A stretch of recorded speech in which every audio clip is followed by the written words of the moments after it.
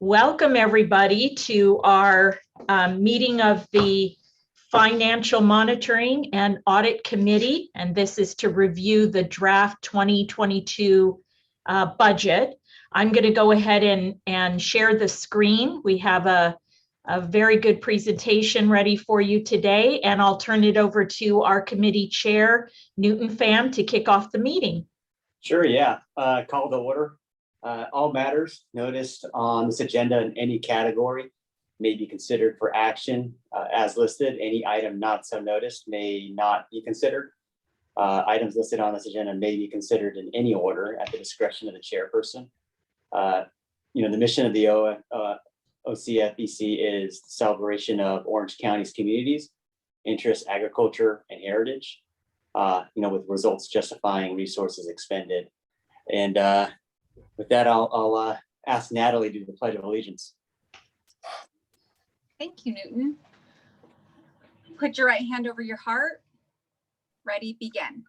I pledge allegiance to the flag of the United States of America and to the republic for which it stands, one nation under God, indivisible, with liberty and justice for all. With that, I guess we can do a roll call for the board members. Yes, we'll do the committee members first and then the rest of the board. So committee chair, Pham.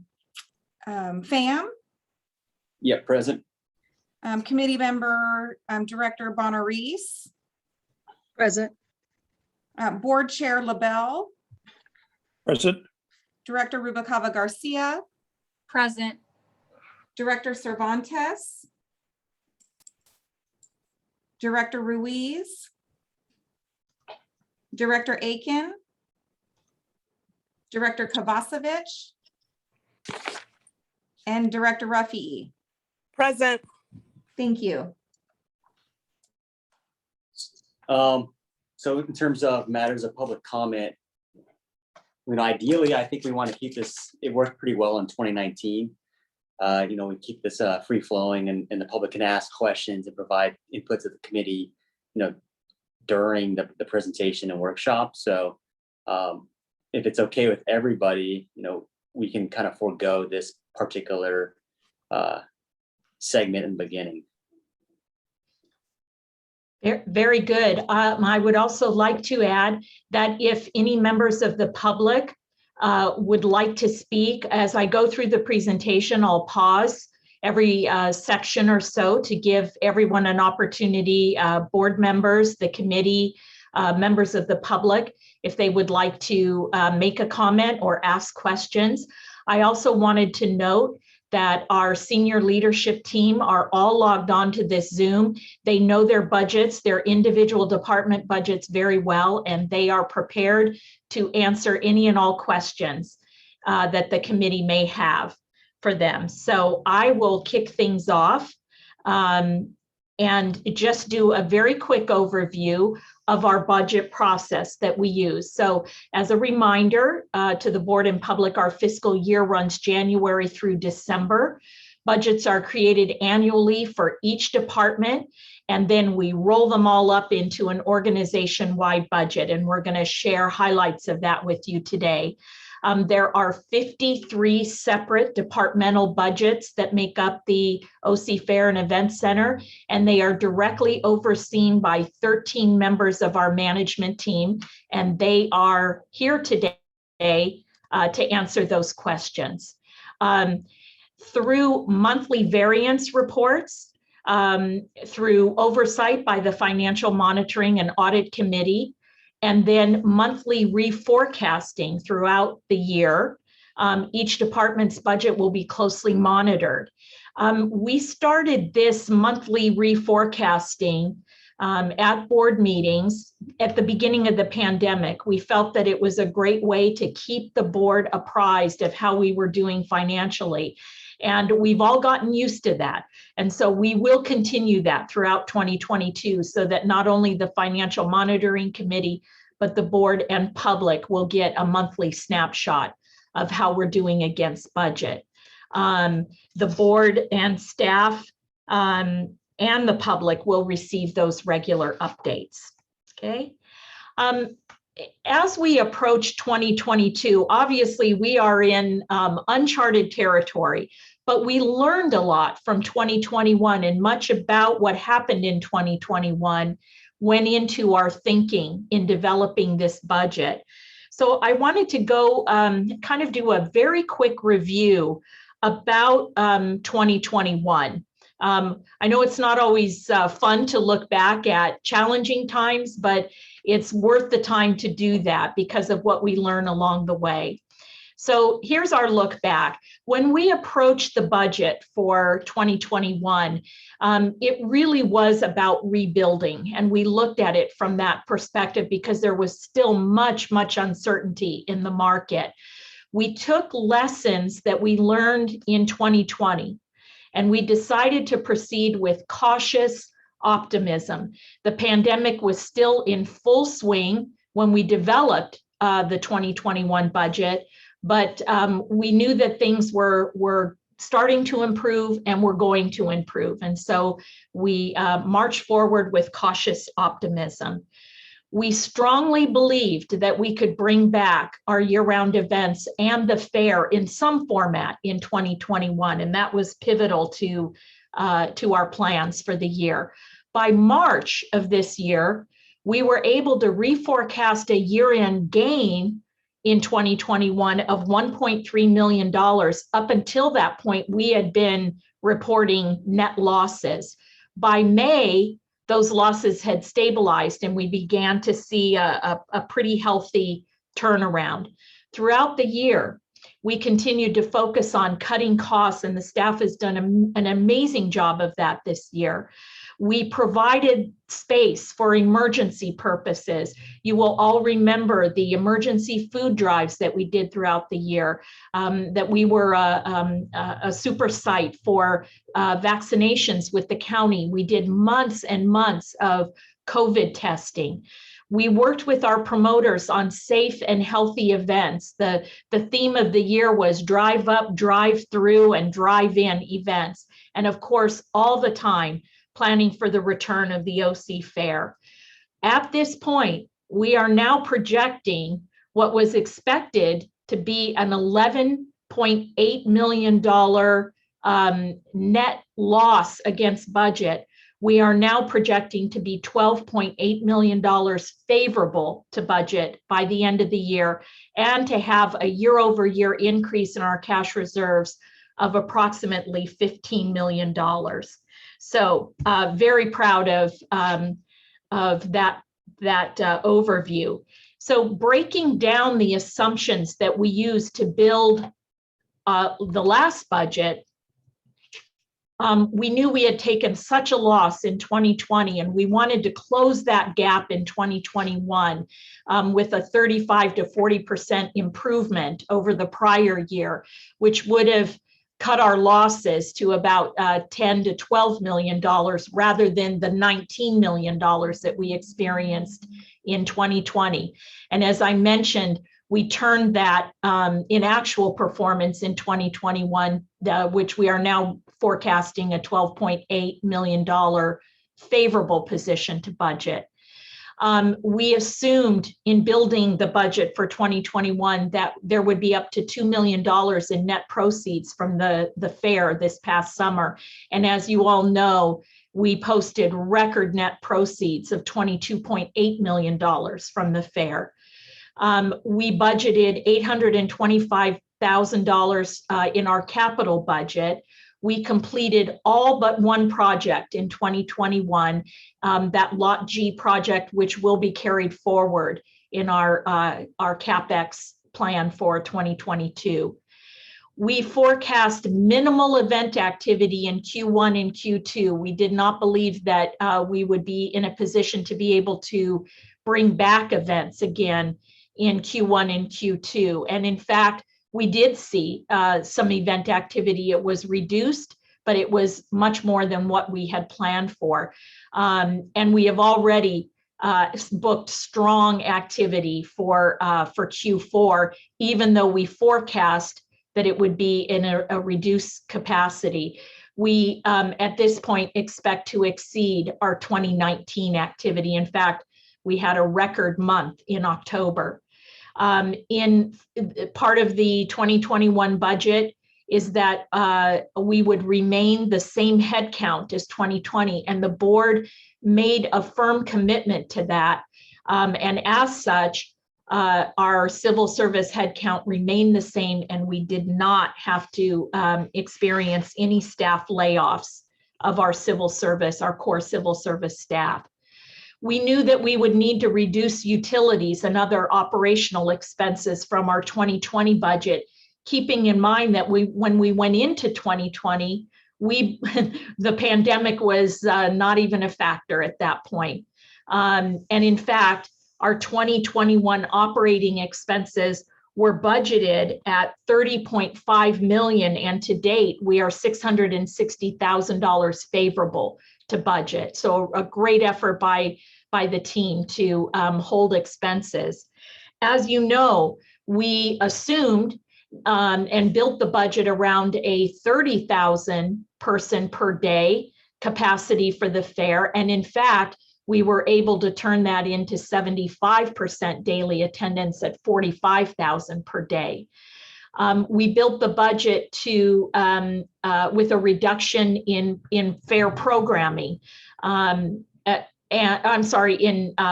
Programming and overall expenses for the fair. We budgeted $13 million in expenses, and despite the fact that we had a larger fair than originally budgeted, we held expenses at $14.3 million.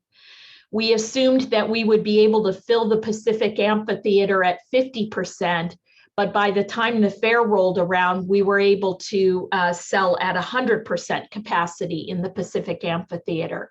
We did adjust our programming for the fair to meet our budget goals, and as you all saw, we had to eliminate our Action Sports Arena events, and we moved the pig races up to Heritage Stage, which the public loved, absolutely loved. And then lastly, we assumed that we would need to purchase additional supplies for increased health and safety initiatives and to add some positions to manage that. And in fact, we did spend funds on PPE, additional cleaning supplies, signage, information videos, and then of course our gate screening technology. But in the process, we achieved our GBAC STAR accreditation. So let's move on now to what was considered in building the budget for 2022. Each year, before we begin building our budget for the following year, we turn to several sources for economic forecast data. We always want to know what the economists are seeing ahead of the picture. Two of the best sources are Anil Puri and Mira Farka with the Wood Center for Economic Analysis and Forecasting at Cal State Fullerton. And the Orange County Business Council hosts Professor Puri and Farka each year for a really fabulous economic summit. And every year people ask, where are we headed? This year, Professor Puri and Professor Farka had an interesting perspective. They talked about inflation, but also recovery. They talked about job growth, but uncertainty. They discussed optimism in the market, but an overall lack of consumer confidence. They nicknamed this the Forrest Gump economy. You know, life is like a box of chocolates. You never know what you're going to get. So the economists indicated that continued growth, even at a less exuberant pace than previously envisioned, is certainly good news. But this time, unlike the growth spurts of the last decade, it comes with a highly worrisome and menacing side effect, an unsettling surge in inflation. So we are taking that into consideration as we build this budget, meaning that consumer pricing is going to outpace wages, which means that people will have a little less to spend this year than they did last year. The consensus at the federal level is that inflation will be high for the remainder of 2021 at about 4.2%, but only 2.2% in 2022 and beyond. So we will start to see that recovery occur before this year's fair. So we're once again facing some headwinds as we come into 2022, but we like Henry Ford's perspective on headwinds when he said, when everything seems to be going against you, remember that the airplane takes off against the wind, not with it. So we agree with the economic experts who say that our view is that this continues to remain a strong, durable, and resilient recovery. The economy should be able to withstand the stallflation winds and continue to grow over the course of 2022, although a bit more hesitantly over the winter months and more confidently next spring. And certainly that puts us in a good position for forecasting the fair. However, slow growth will continue and the fundamentals of the economy are strong, and that's very, very important. Optimism is high for a recovery. So all of this means that we once again approached our new budget with cautious optimism. So we're sticking with the fundamentals that form the foundation of the 2021 budget. And we're taking a little more of a conservative approach to customer spending, given the rate of inflation that's expected. I think we all were blown away by the amount of expendable dollars that came to the OC Fair in 2021. Our guests had lots of pandemic money, stimulus money to spend, and we were grateful for their spending at the fair. But it would be foolish of us to think that that same rate of spending would be duplicated in 2022. So we've taken that into consideration. So very quickly, here are our assumptions around which we built the 2022 budget. We will use the 2021 fair model for 22. We learned bigger is not always better. Once again, we will cap ticket sales at 45,000 guests per day, and that will be with advanced online ticket sales again. We'll need to increase utility expenses to adjust for the increased use of our property. It's being very, very well used right now.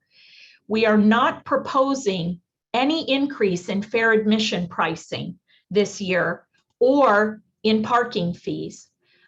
We heard loud and clear the board's strategic direction to make the OC Fair the place where families come to make memories and to not break the bank. We don't feel that an increase in fair admission is warranted in 2022, and we're not recommending it. In fact, we hope to capitalize on that in our marketing messages, that the fair will be the same price it was back in 2018, and that will be a really good message for our guests. We are, however, budgeting for an increase in credit card fees to reflect those advanced online ticket sales. Those were not built into our 2021 budget, and we know that they were quite high as people purchased online. We are going to eliminate the earlier fair opening hour. When we planned the fair this year, we believed that we would need an extra hour in the morning, 10 a.m. opening, to sort of spread the crowd. That was not the case. In fact, there were very few guests who came during that first hour, but our labor costs were high. So we're recommending eliminating that earlier fair opening. We will continue to use our Evolve gate screening equipment. That was brilliant and worked very, very well at the gates to get the crowd through quickly. So we're budgeting to bring that back. We plan to reintroduce programming in the action sports arena this year. Our plan for our year-round events is to budget for Q1 and Q2 to be about 75% of what it was in 2019. And then after the fair in Q3 and Q4 for it to be back up to normal levels at 100% of 2019. We are planning for a 2-day in-person Imaginology event. Imaginology historically has been 3 days, Friday, Saturday, and Sunday, with Friday being the school field trip day. But from a survey that we did of over 1,000 teachers, we learned that while the teachers would love to bring their students to Imaginology for a field trip, the school districts are not ready to approve field trips yet. So we're going to still hold Imaginology in person, but have it be a 2-day event for students and their families. And then we're going to maintain our conservative capital projects budget, at least until the board has decided on the strategic plan relative to the property and taking a look again at the master site plan, so we can make adjustments at that point. So that's the information coming out of 2021 and building our budget for 2022. So before I get into some details about the budget, I'll pause there to see if anybody has any questions.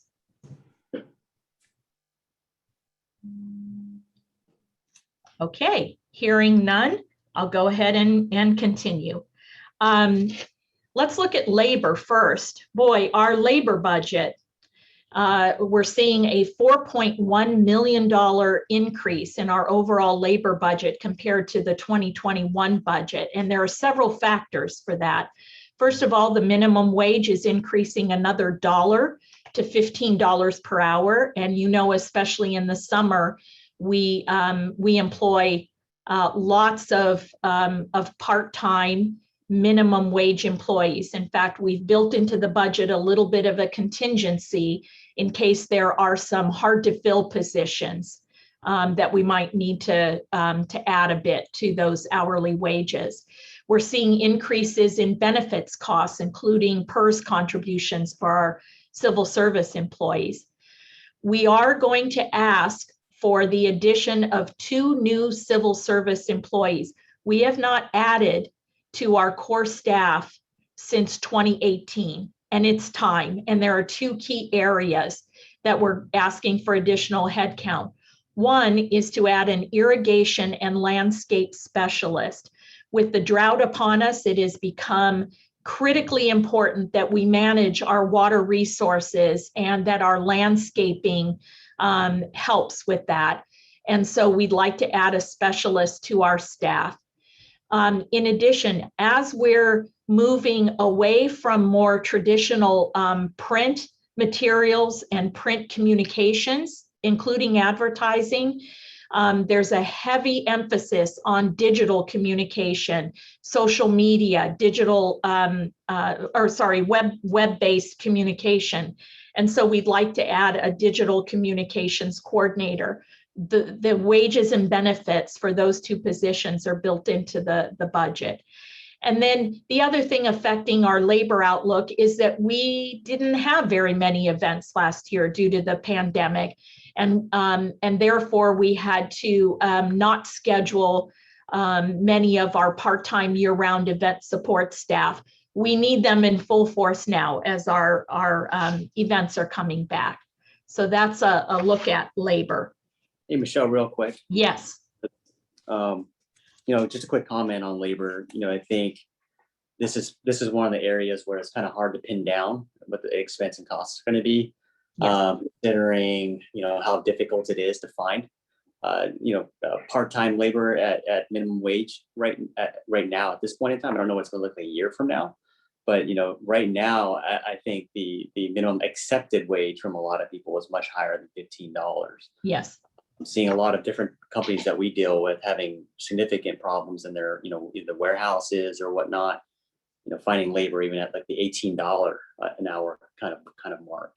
Yes. And then to kind of discuss further on inflation, I think, that's the core methodology of measuring inflation, but I think that even that is somewhat understating the true dollar inflation to the consumer, to the people. You're seeing rising wages and input costs for commodities increase quite a bit. And then what you're also seeing is, rent the way it's measured in the CPI is pretty old and archaic. if you look at Zillow, rents increased in double digits, and that's probably a pretty good indication of what true inflation is. Yeah. Yeah. I think all of that is important to understand, and we can try to prepare as much as possible. But again, this is part of the uncertainty coming into 2022 is, job growth will be healthy, but we really don't know to what level. We don't know how many people are going to return to the job market, and maybe this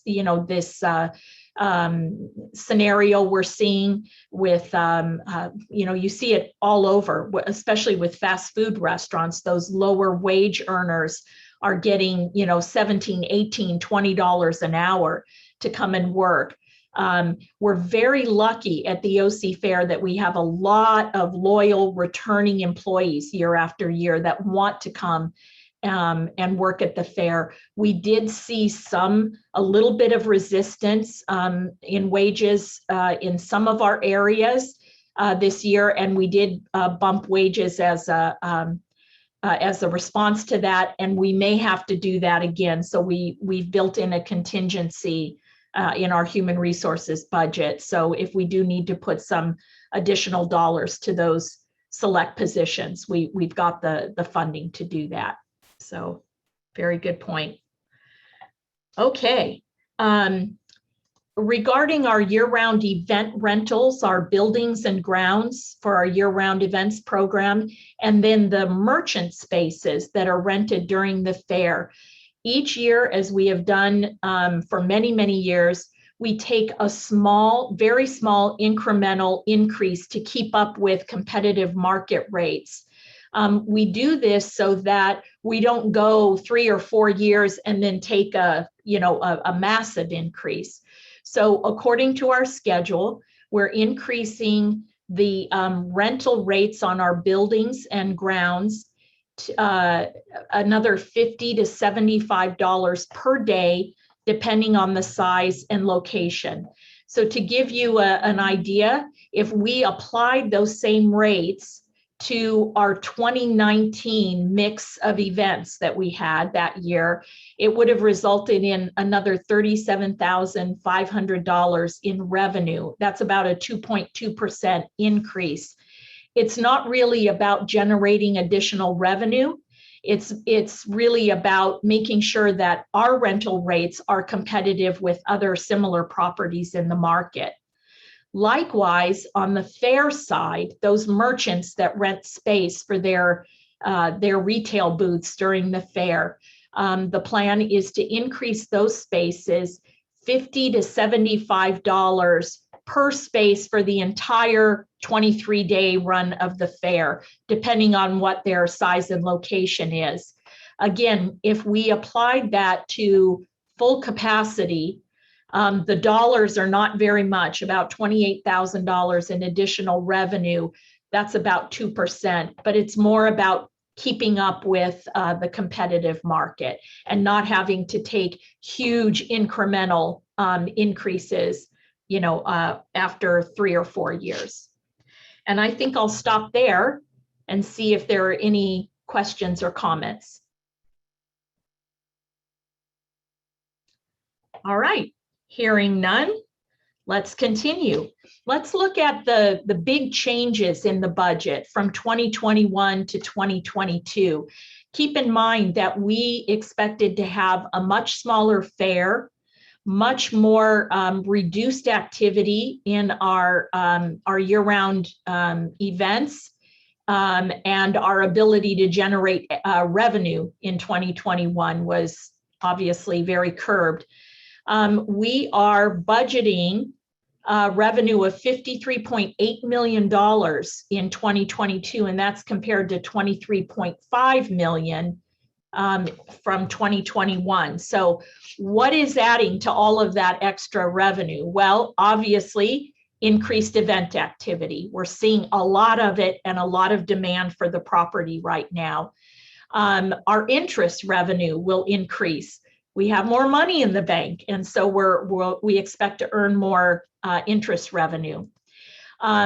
Our fair admissions revenue will increase. The 2021 budget was based on 30,000 people per day at the fair. we're going to repeat 45,000 per day. We once again expect to be able to sell tickets at full capacity in the Pacific Amphitheater and the hangar building. We will see a return of programming in the Action Sports Arena, so there will be revenue from tickets sold for those events as well.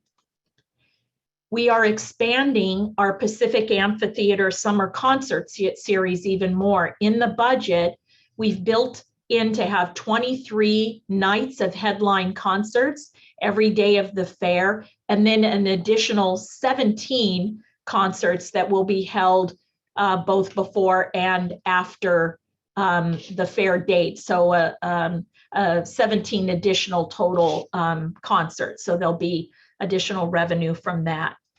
We had to eliminate some of our competitive entries last year because we had we just weren't certain going into the year. We'll be able to reinstate some of those entries. So there will be additional entry revenues from the public for those categories. We will see an increase in concessions revenue compared to the 2021 budget.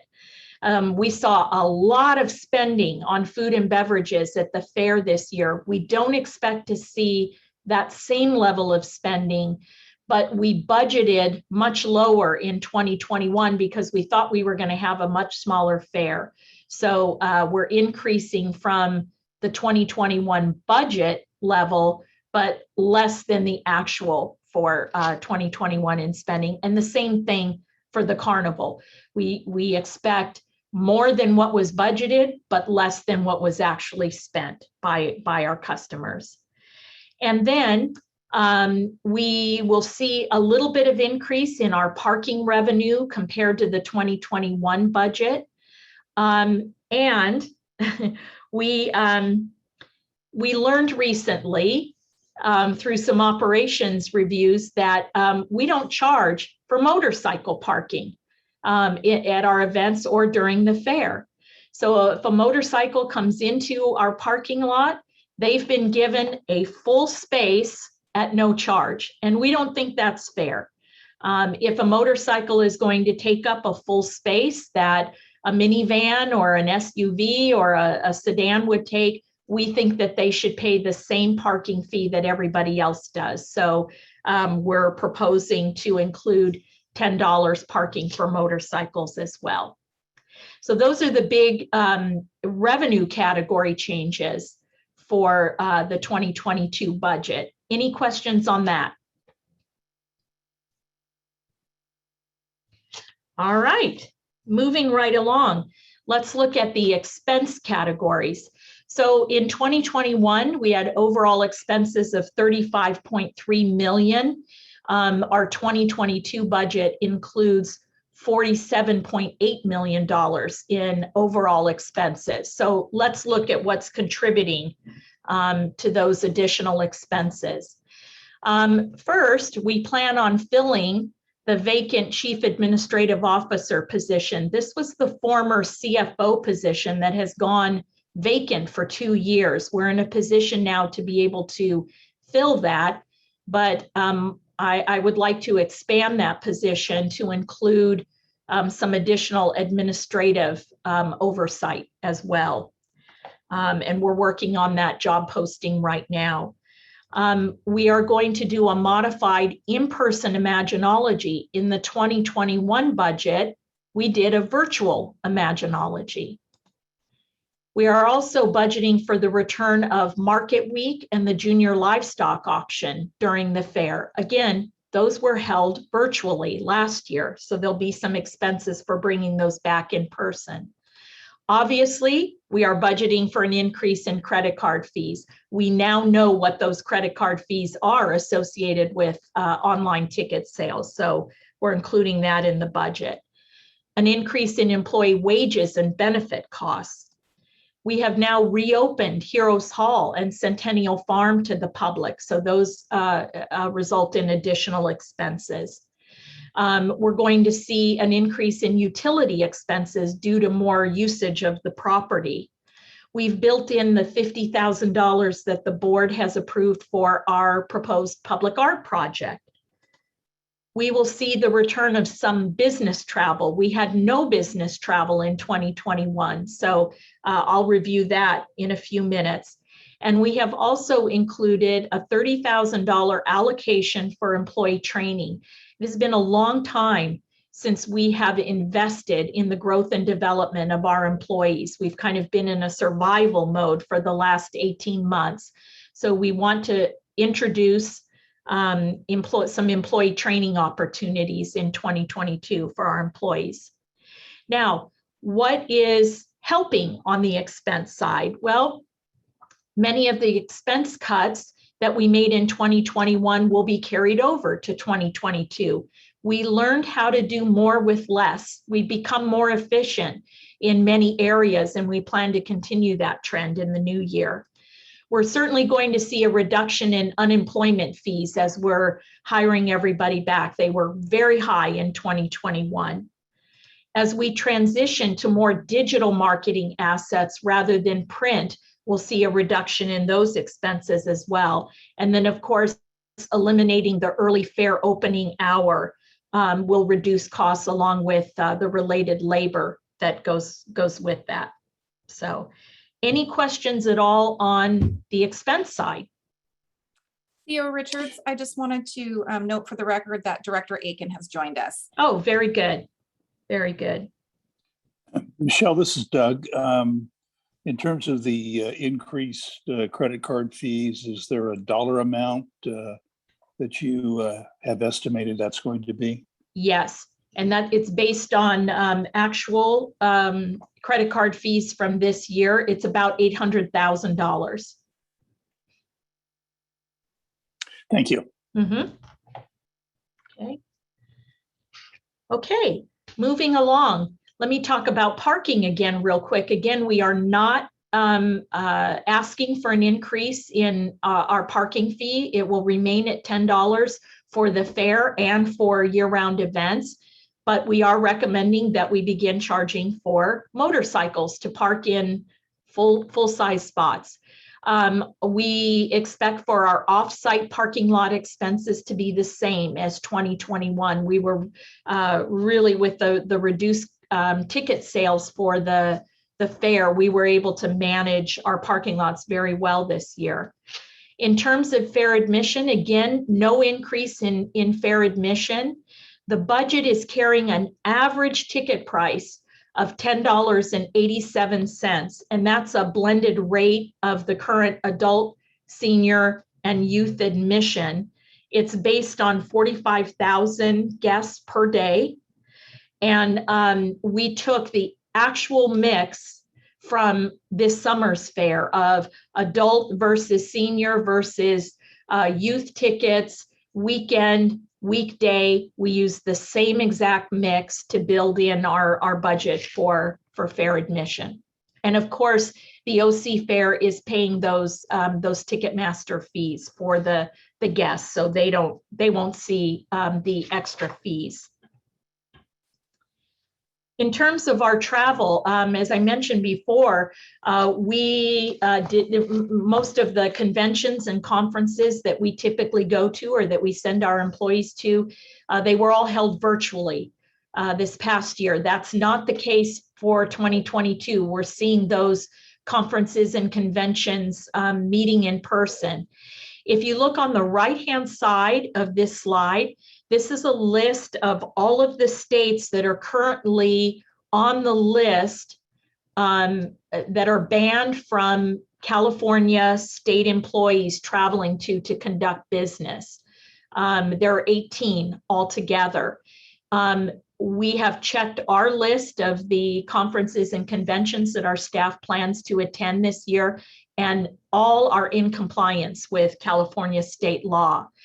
The board in the October board meeting previously approved staff traveling to the Western Fairs Association convention in January in Reno.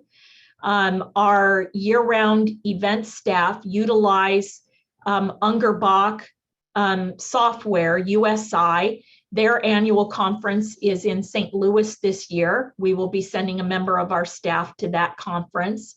The California Fairs Alliance Fall Managers Conference will be held in November next year in Sacramento. Our creative services team, our in-house team, will be attending the Adobe Summit Conference and the How Design Conference. That's in Las Vegas and Boston. We are sending members of our marketing team to the IEG Sponsorship Conference in Chicago. We'll be attending the American Alliance of Museums Conference in Boston. And then, thankfully, the International Association of Fairs and Expositions. The management conference will be in Phoenix next year, and the international convention will be held in Indianapolis. And those are both locations that are not on the travel ban list. And then, of course, our compliance departments like contracting, purchasing, human resources. There is mandatory state compliance training held throughout the year in Sacramento. We have not yet heard if that will be held virtually, but we've built into the budget some travel just in case. So I think I'll take another pause there to see if anyone has any questions. Michelle, this is Doug again. In terms of training, I know that board members have certain mandatory training that we must complete. We have. I think we've talked in the past. I'd like to consider, or hopefully consider doing some training at our facility here in Costa Mesa that could be bringing members from other fair boards and other fairs to our facility. So to the extent we can look at training and opportunities for multiple jurisdictions, I think that would be beneficial. And I fully support that. Very nice. Thank you, Doug. I made a point of that. Okay. All right. I am going, well, any other questions so far? Okay, hearing none, I'm going to turn things over to Ken Carnes to walk you all through our capital budget for 2022. Ken? Okay, thanks, Michelle. And as Michelle stated earlier, again, for 2022, we're taking a conservative approach, not quite as thumbs down as 2021, but again, a conservative approach in reviewing with our facilities committee. We can tackle this any way you'd like. Happy to go through every single item. Jerry, I believe, is on the line, and either one of us happy to take any questions, or happy to do an overview of some of the larger projects that we think will be of interest. So with that, what I can say is that we have 5 projects in capital expenditures, 17 in major expenditures, and 9 in equipment. And you'll see those slides as we go through. Same approach as in the past several years, where we look and ask for approval from the full board for the fiscal year that we're looking at, so 2022. But we do show a look ahead at some projects that are coming at us 23, 24, just to have a snapshot for a look ahead. But again, when we approve the budget, is only for the year 2022. So in our CapEx, what I will highlight is that we are going to carry forward, as shown earlier, $225,000 of the Lot G utility electrical and amalgamate it into the 2022 year with Lot G water and sewer utilities. So Jerry, working with CCA, will put an entire project together. And if timing works more in our favor in 2022, we look to get that all done.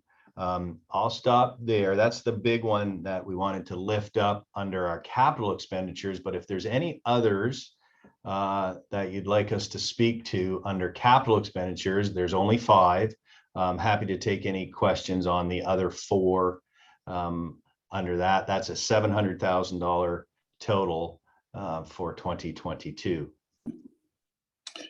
Or we And could, this is Doug. Several months ago, the Heroes Hall Veterans Foundation received an excellent presentation from staff regarding the expansion of the Walk of Honor that's currently adjacent to the museum. Where does that particular project sit in terms of funding? What year are you projecting that for completion? so Doug, so currently we're budgeting 300,000. We did not carry it in FY22. It could be 23 or 24. We have discussed with the staff and the team if it was the board's will to bring it forward and there was an appetite to take it on. They're eager and happy and believe we could fit it in from a physical standpoint, from a workload standpoint in 2022.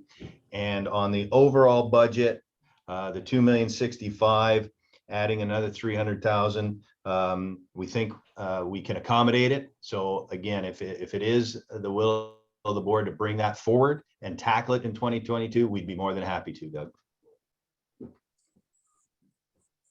And I would, as one board member, would like to see it in 2022 for several reasons. The foundation is to make a significant towards the completion walkway. The final number yet to be determined, but I've spoken with the president of the foundation, Nick Berardino, and he's indicated that he will bring that forward to the foundation for their consideration.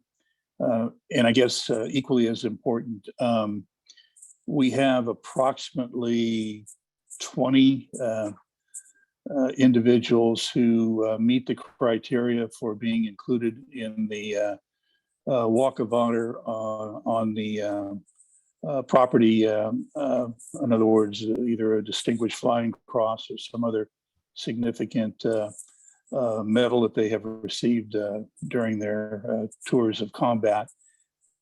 So the sooner that we can obviously recognize those individuals, I think as one board member, that would be certainly something that I would like to pursue. Obviously, the board will, have its workshop and its hearing on the budget, but by the time, certainly by December, we should have a pretty precise number that the foundation is willing to contribute. And again, the foundation was very impressed with staff's presentation on the concept. I know obviously it needs to go to working drawings, et cetera, but I think it would provide a fantastic addition to the whole Heroes Hall Veterans Museum and the whole concept that we're trying to continue to make happen.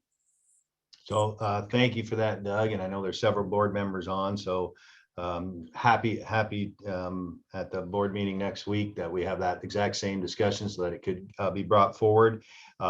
Because it's a capital expenditure and not a major expenditure, it doesn't affect our operating budget.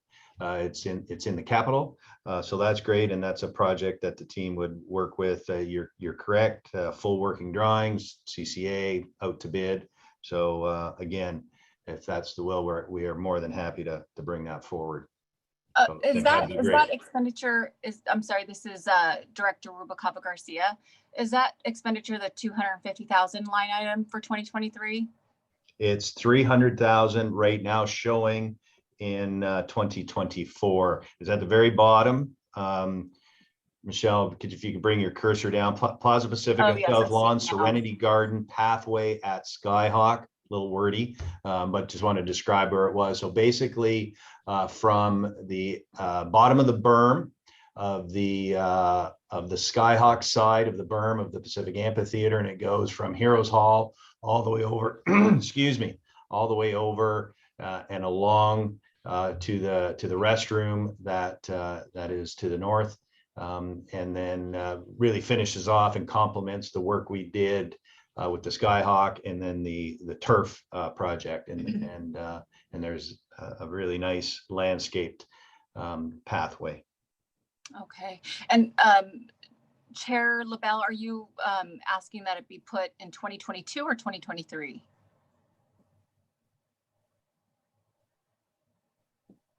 Natalie, I'd like to see it moved as far forward as we can. I'd like to see it moved to 2022 for the reasons that That you mentioned. I just stated.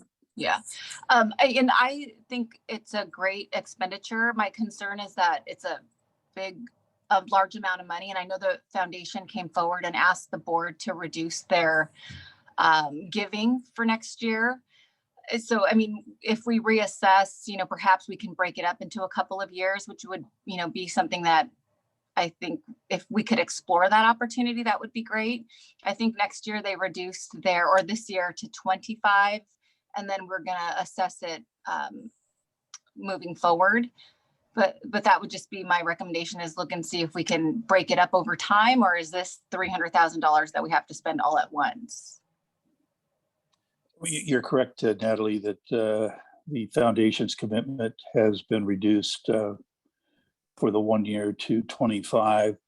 The foundation does have a significant existing balance due to earlier fundraising efforts. And I think the foundation president is looking to ask for the foundation to tap into that existing balance to significantly contribute to doing the project sooner rather than later. So it wouldn't necessarily be a capital expense for the fair if it's going to be paid for by the foundation. I'm just wondering if it's in the right place. I don't think significant means that the foundation would contribute the entire amount for the project, but they would contribute a significant amount that would help reduce the 300,000 to some yet determined number that would enable the expansion of the walkway of honor to enable individuals that meet the criteria for being recognized on the walk to be done sooner rather than later.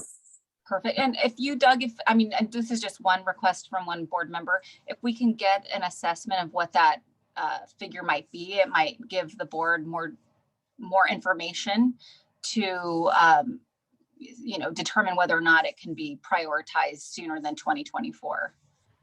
Yeah, I was going to say, Chair LaBelle, this is Director Bonaris. I wouldn't bring it to us until we actually know that number, and then we can make the right decision at that time. I agree with both of those thoughts, Barbara and Natalie, and I will convey that to the foundation and urge them to make a decision sooner rather than later, so that can be plugged into the formula for whether we want as a board to move it up 1 year or 2 years. So I'll certainly convey that thought, and hopefully, if not by the board meeting on the 18th, but certainly by the December board meeting, I would expect that there would be a decision made by the foundation, and I would urge them to do that.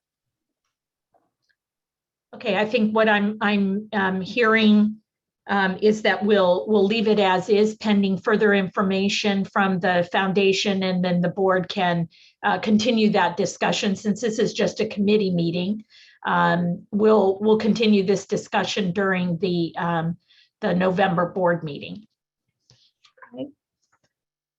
Okay. Ken, did you want to focus on anything in particular for major expenditures or equipment? Sure. Again, like in years past, as we gather all the input from all the areas, and we keep this forever list going, we look at things that are provide cost savings or brand enhancement or revenue generating or safety and risk management. So that we haven't swayed from some of those categories. What I will highlight on this list of 17 projects under major expenditures are things that are tied to our environmental commitment and things that are tied to security and safety. But first off, obviously, we have a new brand.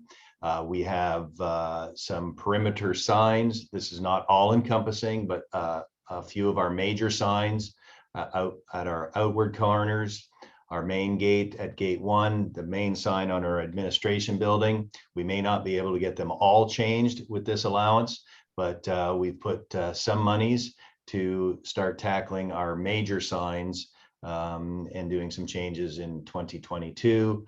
And we'll likely see some additionals in future years, but we'll do as much as we can with that 50,000. Under the environmental, down a few, you'll see a storm water flow capture system phase 1. This is the introduction of a capture system that will aid us in preventing items from getting into the stormwater system. Below that, we have our vestibule doors in building entrances. That's tied to security and safety. Some years ago, the fire marshal had the facilities have to remove what were internal security shutters that were used for years because it blocked exiting at the end of the night. What we really do is we keep outer doors open and have a vestibule so there's access to restrooms from the outside. With the removal of the shutters, that created some security issues for our buildings and increased labor. We think we can start tackling putting in some interior vestibule systems that still allows panic out when the buildings are closed, if there happens to be people working in there. So that one's tied to our security, safety and security. Also on that, our all grounds Wi-Fi, our all grounds PA, and our surveillance system upgrades. We're continuing with all 3 of those, all necessary to our continued improvements of some of our older systems to be able to effectively have Wi-Fi, have a PA system where we can communicate effectively, and our surveillance system. So we're continuing on that. Again, I'll stop there. Happy to delve into any others of the 17. That's 409,000 of major expenditures, and that number is carried in our operating line. There's 17 projects proposed for 22. Happy to answer any questions. And if none, we'll move on to the third category, which is equipment. This year, 9 pieces of equipment. The first one I'll lift up is our hangar, a projector. We have some really old data projectors. I say we're holding them together with bubble gum and twine and duct tape, and that will have a real negative effect on our hangar programming if we don't replace the projector. So we've allocated some money there. Tied to environment, the first item, our tractor is a John Deere tractor, the air quality management district, per the rules and regulations, we need to replace and upgrade that old tractor. So we're going to do that. And now you'll see a big number, aerobic digester. And that is not for me to get better exercise. That is for us to reach a goal of diverting up to 75% of our waste from landfill and be able to handle our organics in a meaningful way. So the team is researching the development and installation of a aerobic digester on the property to deal with all our food waste, all our organic waste, turn that into compost or pellets or something reusable. The current California legislation, believe it or not, does allow all that to be liquefied and sent down the drain. We would like to do something better. We would like to turn that product into something reusable. So with this, we'd have to get approval to be able to do that, but we believe that's something worth pursuing. So we've allocated $250,000 to pursue that project. And the last one I'll lift up on some savings is the team would like to tackle building a couple of our own portable restrooms for use at fair time and year round. With the size of the fair, our current restrooms that we have, our current midway walk restrooms and building restrooms, we aren't adequate for the coverage we need. We spend a considerable amount of money each year in renting restrooms. Those costs continue to grow every year. So we would like to start building our own, having some inventory in-house to defer rental costs and to be more flexible. So we think we can take some shipping containers and retrofit them and turn them into some really nice restrooms. And we want to give that a try, see how that does for us, and continue on that diversion of some ongoing rent. So before I summarize, I'm happy to answer any questions on equipment. Okay, so that's 631,000. That gives us a capital budget of 1,740,000 currently. A small contingency this year of 100,000 for things that may come up. And again, anything over 50, we come back to the full board for a CapEx budget of 1.84, a carry forward of 225. So currently, 2,065,000 with a $300,000 expenditure for discussion at the full board meeting along with this. So potential of 2.365. Not back to industry standard of full capital allowance. So again, it is a conservative approach from handling our money, but also from an approach that we think we can get this done in the upcoming year. So with that, happy to answer any final questions or turn it back over to Michelle. All right, hearing none, we've got a few more items to include, and then we'll see how this budget rolls up for 2022. Board policy 4.05.02 authorizes the CEO to sign for purchase commitments of $50,000 or less and to execute talent guarantees of $400,000 or less.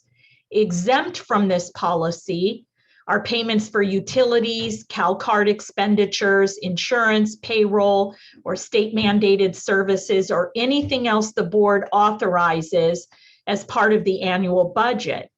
Now, included in that authorization are any other expenses that are listed on this spreadsheet, which we call the over 50,000 expenditure budget schedule.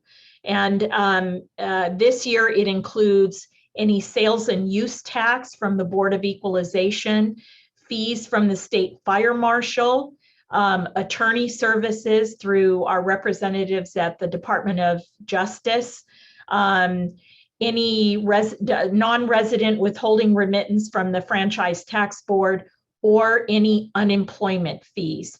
So as a matter of course, every year we include this list of any anticipated fees that we think will exceed that $50,000 so that the board can authorize those mandatory payments as part of the budget. All right. We also want to include, for the board's knowledge, any RFPs or IFBs, which are informal bids that we plan to release in 2022. They are all operational. In January, there will be 3 released for decorative lights rental, shower rental, and restroom trailer rental. And then in September, audio equipment for the Pacific Amphitheater, lighting, staging, and production for the hangar and Action Sports Arena, and then lighting for the Pacific Amphitheater. So those are RFPs that we plan to release, and those budget amounts are all included in the this year's budget. So let's see how this all rolls up.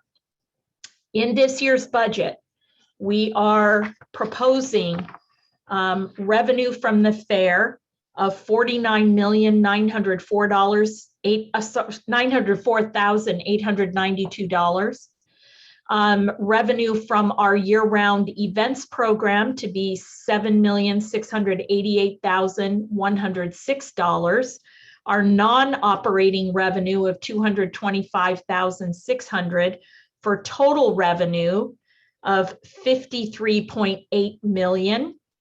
On the expense side, we're looking at operating expenses of $43,582,308, with non-operating expenses of $4.25 million. That includes depreciation, major projects, and the net pension adjustment from GASB 68 and GASB 75. So total expenses of $47.8 million. That gives us net proceeds of $5,987,288. If we adjust our bottom line to include only cash-based net proceeds, or EBITDA, not sure how many people are familiar with that. That's earnings before interest, taxes, depreciation, and amortization. That bottom line comes to $9,827,290. Okay, so I'll stop there to see if there are any specific questions related to the roll-up or any detailed questions within any of the budgets, individual department budgets. Michelle, this is Doug. Could you go back to the slide that identifies your signing authority and the amount of contracts up to Yep. entertainment? Yes, right here. My question is,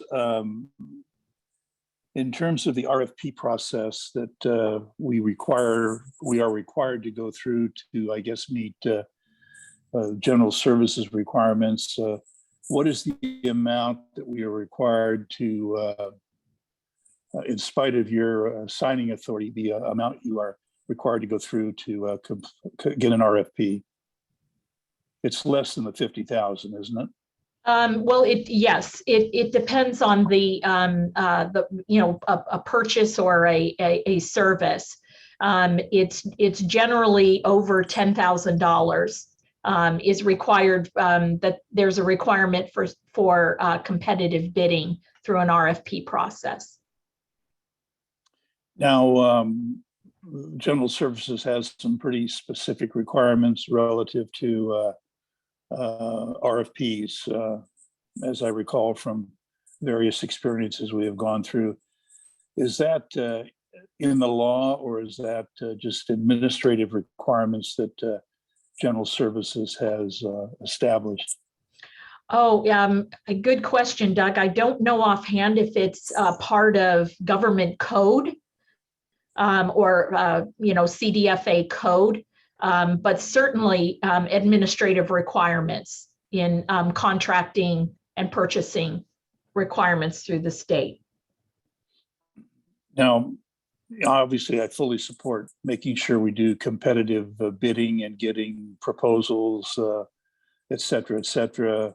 But I'd like to see, to the extent we can, to increase your flexibility within that 50,000 to, because obviously, every time you go out to an RFP and you put this, 40-page proposal together, there's certainly not only a cost in putting it together, but there's a cost associated with scoring it, et cetera, et cetera. So I'd like to kind of get a little better handle, not as a part of this necessarily, but a little better handle as to what specifically you and correspondingly the board has the ability to do within those contract limits.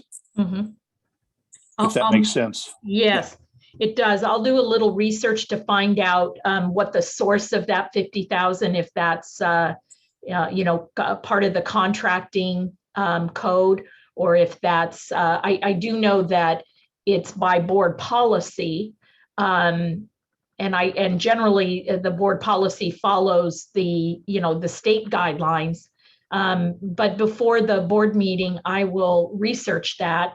And if you want to, bring that up again next week at the board meeting, I'll have more specific information.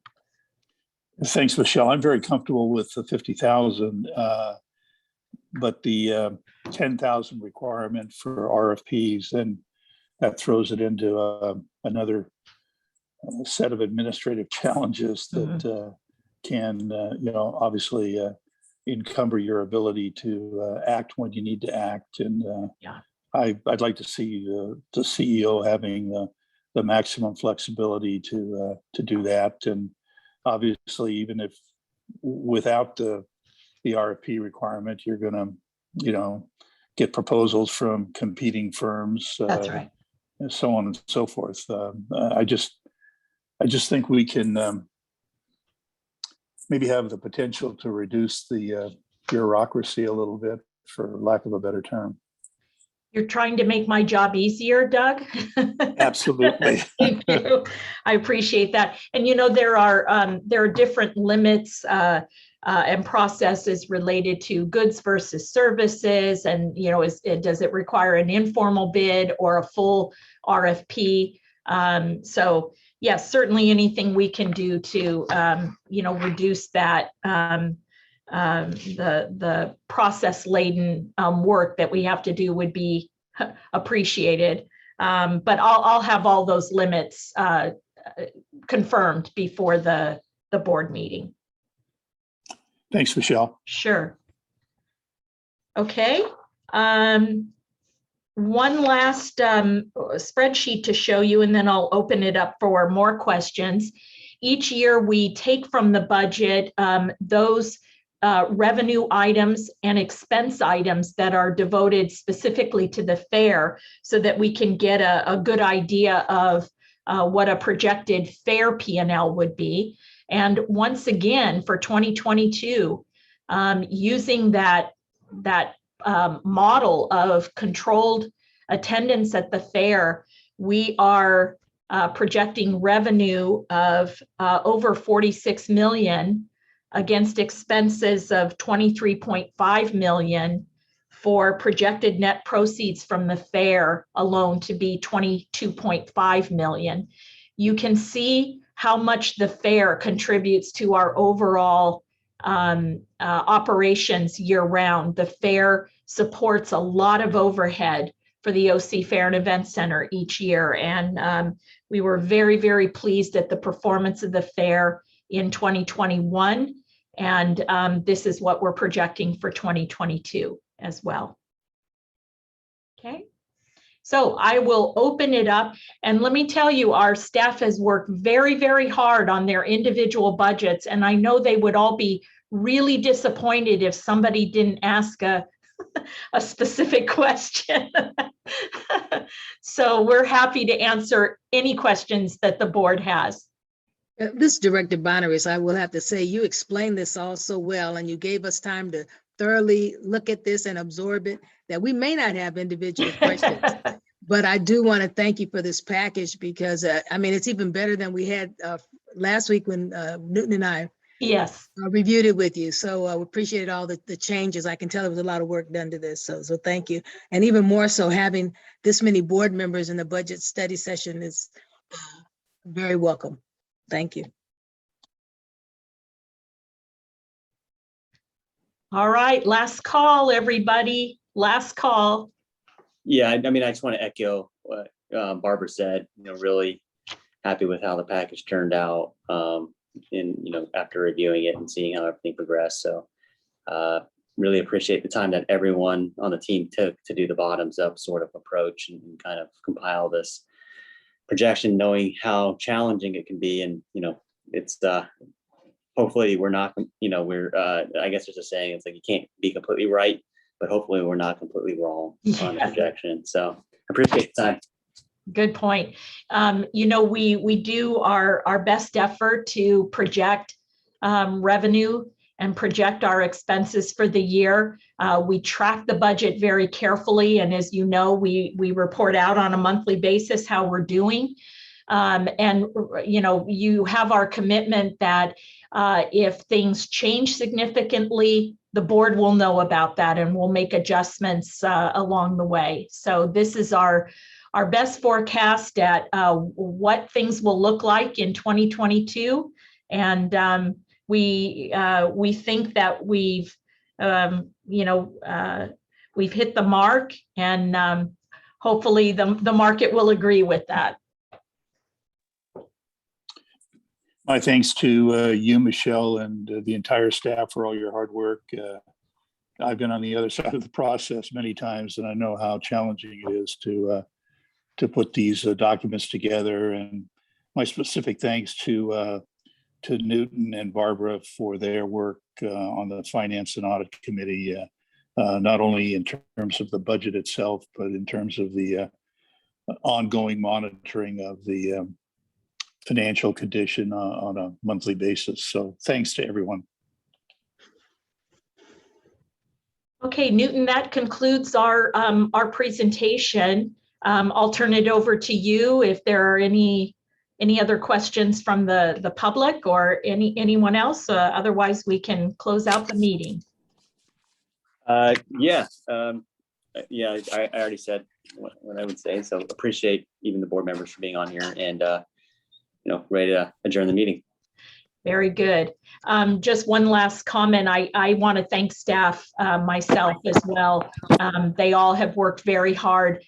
This is a team that takes their budgets very, very seriously. And you saw that in the cost control measures, how that paid off for us in 2021. So I know we can expect the same for 2022. So looks like you guys are off the hook for now. Anyhow, we'll see about the full board meeting next week. But we do appreciate the committee and the other board members that have been able to join us this evening or this afternoon. And I guess we'll see you all next week at the board meeting on the 18th. Thank you. Thanks, Michelle. Thanks, everybody. You're welcome. Thank you.